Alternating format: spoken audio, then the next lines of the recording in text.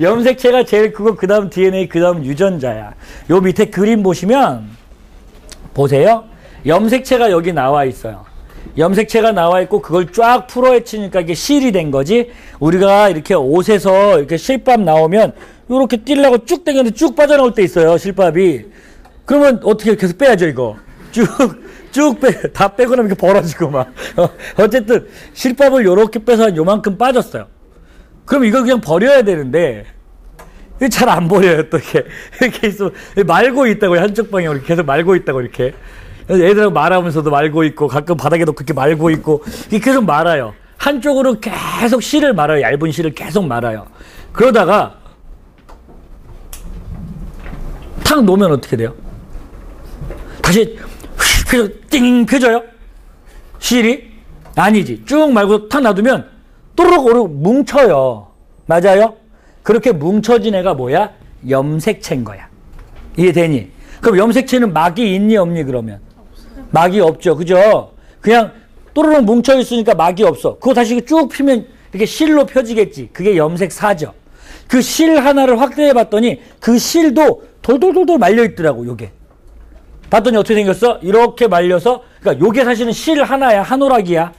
그게 쭉 풀어보니까 요렇게 동글동글한 걸로 돼 있는데 어떻게 돼 있어? 히스톤 단백질이라고 하는 단백질, 동그란 단백질 몇 개와 몇 개예요? 8개 맞아요? 7개 아니죠? 뒤쪽에 하나 숨어 있는 거죠? 8개와 DNA라고 하는 실이 얘를 이렇게 한 바퀴, 두 바퀴, 반 요렇게 감고 있어요. 2.5회전으로 감고 있는 요런 구조를 뉴클레오 뭐라고 부른다고? 솜이라고 부른다고. 근데 이 감고 있는 요 파란색 요 줄이 뭐라고 얘가? 김 DNA. 그 다음에 요거는 뭐예요? 김 히스톤 단백질. 예전에 선생님 가르치던 학생이 맨날 앞에서 김자를 자꾸 붙여요. 이거 뭐야? 그럼 김보먼입니다. 김보먼 씨, 막 맨날 이상한 애야. 대학 갔나 모르겠다. 어쨌든 히스톤 단백질과 DNA로 돼 있어. 뉴클레오솜이. 그게 뭉쳐서 실이 된 거지. 그지? 그럼 요걸 다시 풀어서 DNA를 봤더니 DNA가 이중나선이고 DNA의 여기서부터 여기까지를 유전자 A, 여기서부터 여기까지를 유전자 B라고 부르니까 이걸 돌아가서 염색체에다 내가 뭐라고 쓰니? 여기다가 A, 여기다가 B 이렇게 쓰죠. 다시 써보면 이렇게 해서 여기다가 A, 여기다 B 이렇게 쓴다고요. 이해됩니까? 그럼 정리하자면 유전자는 염색체 위에 있다. 맞아요? 그 다음에 핵형하고 핵상 얘기 좀 합시다. 핵형과 핵상. 자, 핵형과 핵상. 잘 보세요. 잘하려면 뭔지 알아야 잘한다고요. 핵형이라는 게 있고 핵상이라는 게 있어. 핵형 뭘까? 모양이란 뜻이죠. 맞아? 핵상 뭐예요? 상태라는 뜻이에요. 핵형 나오면 수, 모양, 크기 요게 핵형이야. 핵형은 수, 모양, 크기. 형은 수모크. 형은 수모크. 어떻게든 외워야 된다고요. 유치해도 어쩔 수 없어요. 핵형은 수, 모양, 크기. 뭐의? 염색체의. 자, 머릿속에 떠오르죠? 염색체 어떻게 생겼는지. 요거의 수나 모양이나 크기. 핵형이라고 불러요. 핵상은 뭐냐면 핵의 상태인데 핵의 상태가 무슨 뜻이냐면 단상과 복상으로 나눠요. 잘 들어. 단상, 복상. 단상은 무슨 뜻이냐? 얘는 N이라고 쓰고 복상은 EN 이렇게 쓰는데 상동염색체를 모두 가지고 있으면 복상이라고 하고 상동염색체를 모두 가지고 있지 않으면 단상이라고 부른다고. 다시 얘기하자면 상동염색체 좀 이따 얘기하겠지만 엄마한테 받은 거랑 아빠한테 받은 한 쌍의 염색체야. 즉 엄마 거랑 아빠 걸 같이 갖고 있으면 나는 EN인 거야. 되겠니? 어려운 말로 복상. 근데 내가 보니까 하나 엄마 거밖에 없어. 엄마 거만 다 있거나 아빠한테 받은 것만 다 있어. 즉 짝을 이루지 않고 있는 거지. 그건 뭐라고 부른다고? 단상 또는 n이라고 부른다고. n이냐 2n이냐 설명하는 거 뭐라고? 핵상이고, 핵상을 구분할 때는 뭘 보라고? 반드시 상동염색체를 찾으시라고. 있으면 2n, 없으면 n. 핵형은 뭐라고? 개수, 모양, 크기라고요. 되겠죠? 자, 그러면 이제 상동염색체 얘기 좀 합시다. 봐봐. 요게 이제 아버지 쪽이고요. 이쪽이 어머니 쪽이에요. 되겠니? 아버지 쪽에서, 아버지도 염색체가 요렇게 있을 거 아니에요? 맞니? 맞니? 아버지니까 X, Y 요렇게 있겠죠? 맞아? 엄마는 1번, 2번, 3번, 쭉쭉쭉, 21, 22, 23번, XX니까요. 됐죠? 봐봐. 어떤 자식을 만들려면, 예를 들어서, 대강 할게요. 요걸 갖고 있는 정자와 요걸 갖고 있는 난자가 만나서, 요렇게, 어쨌든, 네, 아이를 만들 때, 요렇게 아빠가 절반, 엄마가 절반 주잖아. 그러면 아빠가 준 거 1번 염색체랑 엄마가 준 거 1번 염색체는 아빠가 준 1번 염색체에도 여기 예를 들어서 눈꺼풀하고 혀말기 유전자가 있다면 엄마가 준 1번 염색체에도 눈꺼풀하고 혀말기 유전자가 있을 거 아니에요. 맞아? 요 안에 들어있는 유전자들이 같은 종류를 갖고 있을 거 아니에요. 그래서 이게 두 개가 짠 만났으니까 아빠가 준 1번과 엄마가 준 1번은 크기와 모양이 같죠? 맞아? 그래서 요걸 뭐라고 부르는 거야? 상동염색체라고 부르는 거야. 이해되겠니? 그럼 상동염색체를 얘는 몇 쌍 가지고 있어야 맞아요? 23쌍 가지고 있어야 맞지. 아빠한테 23개 갖고 엄마한테 23개 받았으니까 1번도 2개, 2번도 2개, 3번도 2개, 4번도 2개, 5번도 2개, 6번도 2개, 7번도 2개, 8번도 계속 해요, 나? 계속 2개씩 있을 거 아니야? 그럼 상동염색체가 몇 쌍 있어야 돼? 23쌍 있어야지. 그래서 마지막에 23번을 보니까 딸을 만들려면 X 여기 딸이죠? 똑같네. 그럼 상동염색체가 몇 쌍? 여자는 23쌍. 남자는 Y하고 X를 만나야 되잖아. 맞아? 크기 모양이 다르지? 그럼 남자는 상동염색체가 몇 쌍? 23쌍이지. 남자는 병신이야? 남자도 23쌍이라고. 단순히 크기랑 모양만 얘기하는 건 아니야. 상동염색체 얘기할 때는 크기랑 모양이랑 그 다음에 상동 부위, 이제 같은 부위, 같은 유전자 부위가 있어요. 그게 있어야 상동염색체인데 X랑 Y도 상동 부위가 있고 기능적으로 성을 결정하기 때문에 얘도 상동염색체라고 불러.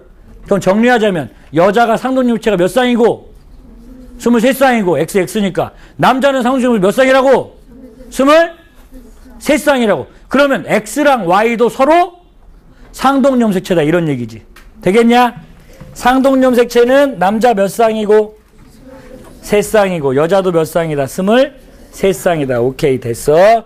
그러면 상동염색체를 한 세트를 그릴 거예요. 내가 여기다가 요렇게 하나씩 그려놓는다고 해서 한 개씩만 있다고 생각하면 안 돼. 한 개씩 있을 수도 있고 요 뒤로 2개, 3개, 4개, 5개, 23개 겹쳐 있을 수도 있어요. 이해 되겠니? 그럼 얘는 한 개를 대표하는 게 아니라 아버지한테 받은 거 전체를 대표하는 거네요. 맞니? 그러면 사람이면 아버지한테 23개 받을 거고 초파리면 아버지 초파리한테 4개를 받을 거라고. 그럼 얘는 몇 개일지는 모르지.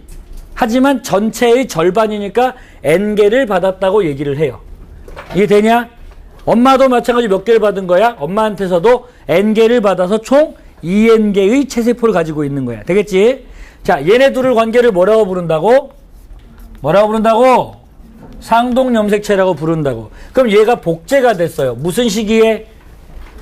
G1, G2. S기에 복제가 되죠. S기에 복제가 되면 요렇게 된단 말이야. 맞아? 대꾸 안 할 거지. 하지만 귀찮아 나도. 몇 번 물어봐도. 그럼 봐봐. 그러면 얘가 요렇게 복제가 되면 요 복제된 애들은 뭐라고 부르냐고요. 요 복제된 애들. 얘네 둘은 마치 선생님이 이렇게 딱 머리털 뽑아가지고 라해변. 라해변은 변해라의 거꾸로 하면 라해변. 나랑 똑같은 애가 짠 만들어져요. 옛날에 머털도서에서 나왔는데 나랑 똑같은 애가 짠 만들어줘요. 그럼 나랑 똑같은 애를 뭐라고 불러요? 분신이라고 불러요. 발음에 주의해 주시고 분신이라고 불러요. 분신. 그죠? 나랑 똑같이 생겼으니까 분신이라고 불러요. 그죠? 만약에 어느 한 군데가 다르면 분신이라고 안 하고 받침을 바꾸겠죠. 이렇게. 분신 이렇게 부르겠죠. 그죠? 어쨌든 나랑 똑같은 애 분신이라고 불러요. 얘도 복제한 관계는 뭐라고 불러요? 얘네는 염색 분체라고 불러요. 되겠죠? 얘도 뭐라고 불러요? 분체라고 불러요. 그럼 아까 얘기했지. 염색체 위에 뭐가 있다고? 유전자가 있다고. 아버지가 쌍꺼풀 유전자를 줬어요. 이런 쌍꺼풀 줬어요. 그러면 어머니는 뭘 줘야 돼요?